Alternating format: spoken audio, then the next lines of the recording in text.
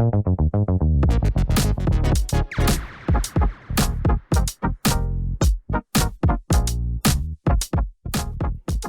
today's video, we're going to talk about understanding credit scores and how exactly they are made.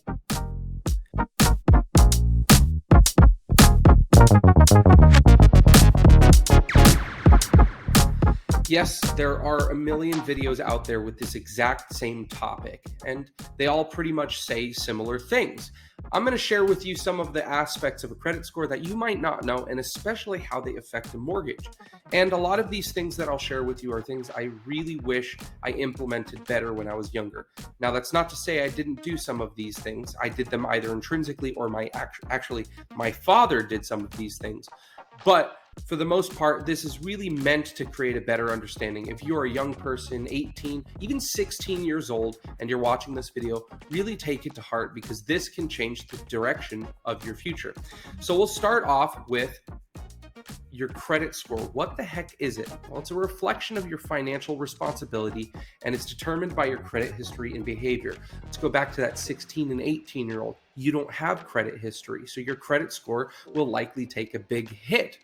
And why is credit even important? Well, in a lot of westernized nations, America specifically, this country's kind of run on debt. All of those beautiful homes and beautiful cars that you see out there, more than likely, they hold some form of debt. The average American holds a debt balance of about $96,000, according to 2021 Experian data. $96,000 per person. Now, that's an average. Okay, if you're 16 or 18 years old, you might not have any debt on your name. So you have to think about people with mortgages, people with cars, people who have debt in ventures and different places like that. Altogether, American households in total hold $11.67 trillion in debt, according to the Federal Bank of New York. That is a tremendous amount of debt for a nation to have. But it's almost necessary to a degree. Well, how can it be necessary? Well, let's take a look at some effects of a credit score. We all know credit cards are a very obvious one, car loans, home loans, but what about insurance? Yes, a lot of times when you shop for insurance, your credit score can play a role in your rate, and it can play a role in whether you or not you get insurance. So if you're young, you're 16 years old, you're 18 years old, or let's say you just turned 21, maybe your parents took you off of their car insurance plan and you need to go out and shop for your own. Well, a credit score can help determine what kind of insurance rate you get. So that's extremely important. What about renting? You're starting your life. You're 16, you're 18, you're going into college. Maybe you're moving out of your parents' home. You're trying to venture out on your own. A credit score affects whether or not you can get a rental. More than likely, a landlord is going to ask for a credit report to determine if you will pay them every time on the rent. There are also variety purchases. You can see it all the time. You go on a website and you see, oh, I really want to get that iPhone, but they only offer an installment on it that I can afford. If I were to purchase it all directly, I wouldn't be able to get it.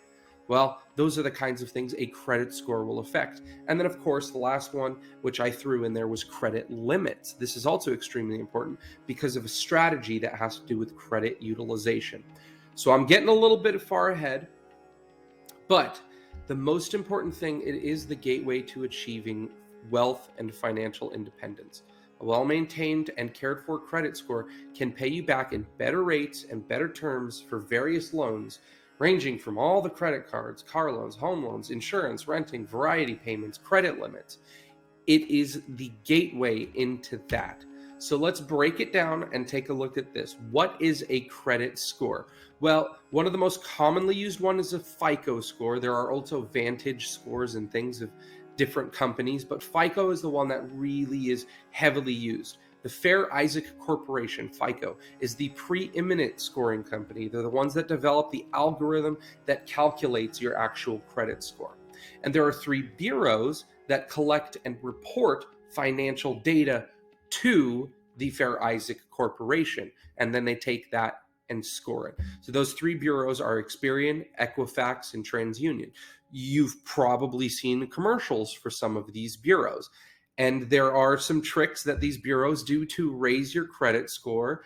You can't necessarily fall for them, but they're implementing some strategies that we'll talk about in future videos. So let's break it down, okay? You've probably looked at the chart while I was talking. 35% payment history, 30% amount owed, 15% length of credit history, and then 10 for credit mix, 10 for new credit. This is how a FICO score is scored. So when people ask the question, what can I do to raise my credit score? Well, the first thing should be is tackle the big ones. Payment history. Do you pay everything on time? Do you make sure that you pay the full balance? That's the amount owed section. How long have you actually had your accounts? Are you brand new, 16, 18 years old? You got a credit card for the first time? Do you have a healthy mix of credit? I'm not talking about like 10 credit cards. I'm talking about maybe a credit card or two. You have mortgage debt, you have car debt, you have installment debt, you maybe have student loans. And then new credit. Are you constantly getting different things on credit, or are you reasonable with what you open up? So obviously we asked the question, how do we improve this? Well, let me give you a few things first that you can think about on how to improve your credit score. There are roughly 70 million borrowers with scores above 760. 760 is considered an excellent credit score. 780 and above, you're golden. 93% of the consumers that have a 760 or above have no late payments or anything derogatory on their credit files. This is critically important. 93% of people with a 760 or above have no late payments. One late payment and you are statistically likely to have a lower credit score than a 760. This is extremely important. Of course, there are other factors that mix into it, but late payments are the biggest killer. And here's another one. While it is recommended to keep your ratio, your debt utilization ratio, this is that 30% section that comes in play. It's recommended to keep your ratio under 30%. FICO reports the best scores have an average of about 7%, but 10 to 20 is still favorable. So this is extremely important. On average, consumers with that 760 credit score and above have an account that is 19 years old. Okay, so that's that 15%. The average age of all accounts is around 6 to 12 years old, but the oldest is around 19. And finally, this group, the 760 and above, they've opened their most recent account 27 months or longer ago, meaning in over 2 years, they have not issued themselves new credit accounts of any kind. This is all extremely important. These are all kind of things you can digest to get through. I'll give a couple of tidbits on how to improve your score, but there will be videos based on each of these categories that will go more in depth and talk about the various strategies in depth. But the first one, obviously, late payments are killers. If you can't make a payment on everything, the best thing to do is pay the minimum balance and make sure you are not late. Late payments are the killers. Obviously, don't take on any new debt. And that's also for the fact that you don't want new credit and you don't want a poor mix of credit, but you also can't afford to take on new debt. But the big one I want to put in is credit utilization. I'm going to touch on this, but look for the video where I talk about credit utilization more in depth. Long story short, credit utilization, let's say you got a credit card and they say you can spend $1,000. Just doing easy math here. If you were to go and spend all $1,000, well, now you have utilized 100% of your credit. So $1,000 that you've spent, that's 100% of your credit utilization. Let's say you only spent $100 of that $1,000. Well, you have the ability to spend up to $1,000, but your utilization was only 10%. The best credit scores have a lower debt utilization.